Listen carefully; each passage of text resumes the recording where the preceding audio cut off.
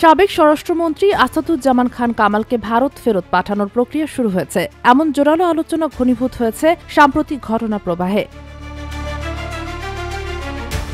দিল্লি আনুষ্ঠানিকভাবে কিছু না বললেও পর্দার আড়ালে গুরুত্বপূর্ণ সিদ্ধান্তের ইঙ্গিত পাওয়া যাচ্ছে বলে মন্তব্য করেছেন প্রধান উপদেষ্টার প্রেস সচিব শফিকুল আলম। তার ফেসবুক পোস্টে বলা হয়েছে, জুলাইয়ের ঘটনা ও গণহত্যা মামলায় দণ্ডিত ব্যক্তিদের বিষয়ে ভারতে নীরবে পদক্ষেপ নিচ্ছে এবং সেই প্রক্রিয়ার প্রথম ধাপ হিসেবে আসাদুজ্জামান খান কামালকে ফেরত পাঠানোর বিষয়টি গুরুত্ব পাচ্ছে।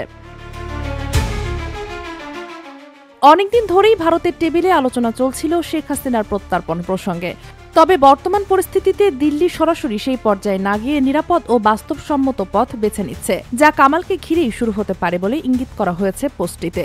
কামালের বিরুদ্ধে উত্থাপিত অভিযোগ, বিশেষ করে গুম, নিখোঁজ ও জুলাইয়ের সহিংসতা নিয়ে আন্তর্জাতিক অঙ্গনে আলোচনার কেন্দ্রবিন্দুতে রয়েছে। পোস্টে আরও উল্লেখ করা হয়েছে, কামাল যত অর্থ খরচ করুক বা যেই প্রভাবশালীর আশ্রয় খুঁজুন না কেন, জবাবদিহির মুখোমুখি হওয়া এখন সময়ের ব্যাপার মাত্র।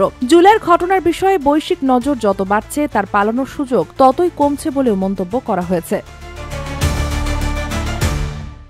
সবশেষে প্রেস সচিবের পোস্টে লেখা হয়, এটা কামালকে দিয়ে শুরু হবে, তারপর বাকিটা না বললেও তা নিয়ে ব্যাপক জল্পনা তৈরি হয়েছে।